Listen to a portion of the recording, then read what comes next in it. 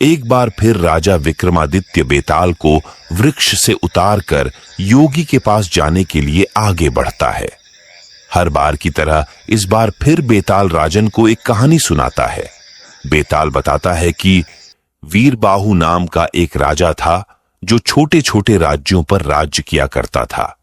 राजा अंगपुर नामक राजधानी में रहता था। उसी राजधानी में अर्थदत्त नाम का एक व्यापारी भी रहता था, जिसकी मदन सेना नाम की एक बेटी थी। व्यापारी की बेटी अक्सर घूमने के लिए बाग में जाया करती थी। एक दिन एक युवक ने मदन सेना को बाग में देखा और देखता ही रह गया। वो मदन सेना से प्रेम करने लगा था और हरदम उसी के ख्यालों में रहता था। एक दिन हिम्मत करके युवक बाग में गया। वहां मदन सेना अकेले बैठी थी। उसने नव युवती को बताया, मेरा नाम धर्म सिंह है और मैं आपकी खूबसूरती पर फिदा हो गया हूं। व्यापारी की बेटी ने उत्तर दिया, मुझसे तुम दूर रहो, मैं किसी और की अमानत हूं। धर्म सिंह उसकी बात नहीं सुनता और उससे विवाह का आग्रह करता है। फिर मदन सेना बताती है, मेरा विवाह समुद्र दत्त के साथ तय हो गया है और मैं इस प्रस्ताव को स्वीकार नहीं कर सकती हूं। इतना सुनते ही धर्म सिंह दुखी हो गया। गुस्से में उसने मदन सेना से कहा, अगर तुम मेरी नहीं हुई तो मैं अपनी नस काट लूंगा। यह सुनकर मदन सेना बहुत घबरा गई। मदन सेना ने उसे वचन दिया कि वो ठीक 5 दिन बाद उससे मिलने के लिए आएगी। यह सुनकर धर्म सिंह खुश हो गया। 5वें दिन मदन सेना का विवाह समुद्र दत्त से होना था। विवाह के सारे रीति रिवाज पूरे करने के बाद मदन सेना अपने पति समुद्र दत्त के घर चली गई, लेकिन उसे धर्म सिंह को दिया हुआ अपना वादा याद था। पति जैसे ही मदन सेना के पास जाता है तो वह उससे कहती है कि मुझे आपसे बहुत जरूरी बात करनी है। वो बताती है, मुझे एक आदमी से मिलने जाना है जिसे मैंने शादी से पहले आज के दिन मिलने का वचन दिया था। ये बात सुनकर समुद्र दत्त बहुत दुखी हो गया। उसने सोचा कि ऐसी महिला पर तो धिक्कार है जो पहले दिन ही दूसरे आदमी के पास जाना चाहती है। इसे अगर मैं रोकूंगा तो भी यह चली ही जाएगी।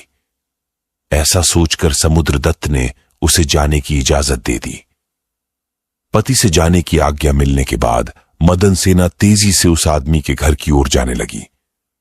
दुल्हन के वस्त्रों में जाती महिला को देखकर एक चोर ने उसे रोक दिया और बोला, कहां चली?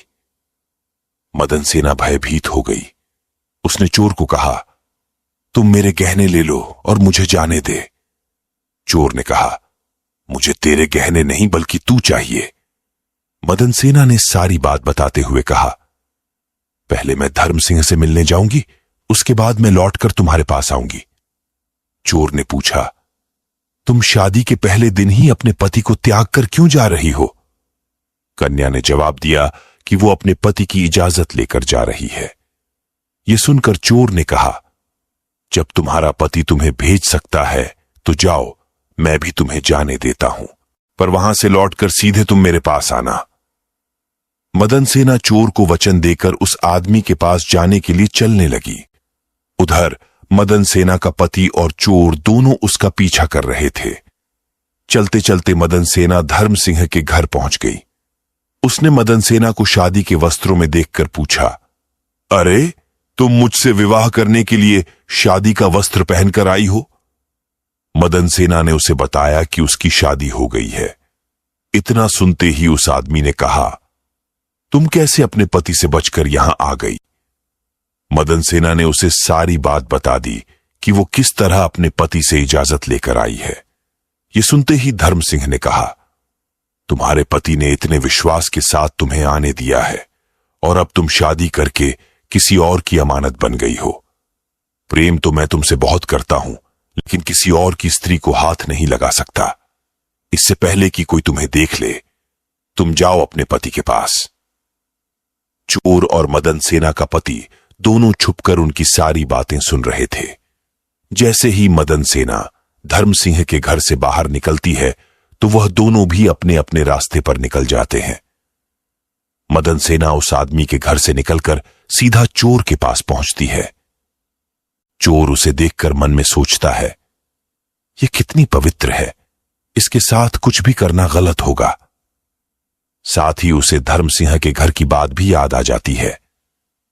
वो मदन सेना की सच्चाई और धर्मसिंह के त्याग को देखकर प्रभावित होता है और कहता है, जाओ अपने पति के पास, यहां क्या कर रही हो? ऐसा कहकर चोर मदन सेना को उसके घर तक पहुंचा देता है। बेताल मदन सेना की कहानी रोककर राजा से पूछता है, हे राजन, अब यह बताओ, इन तीनों में से सबसे महान त्याग किसका है? विक्रमादित्य कहता है, बेताल सबसे महान त्याग चोर ने किया है। इतना सुनते ही वो राजा से पूछता है, कैसे?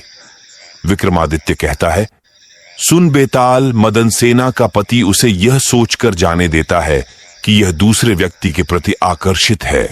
ऐसी स्त्री का क्या करना?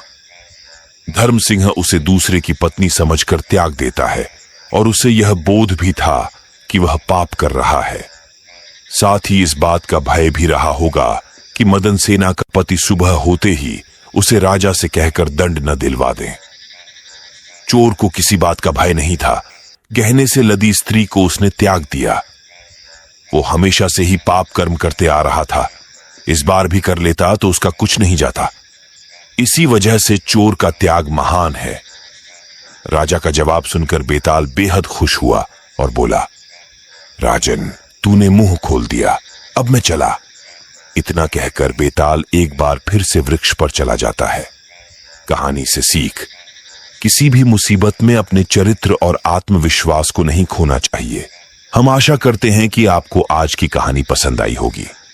ऐसी ही और कहानियां सुनने के लिए वीडियो को लाइक और शेयर करें और चैनल को सब्सक्राइब करें। मिलते हैं कल की वीडियो में।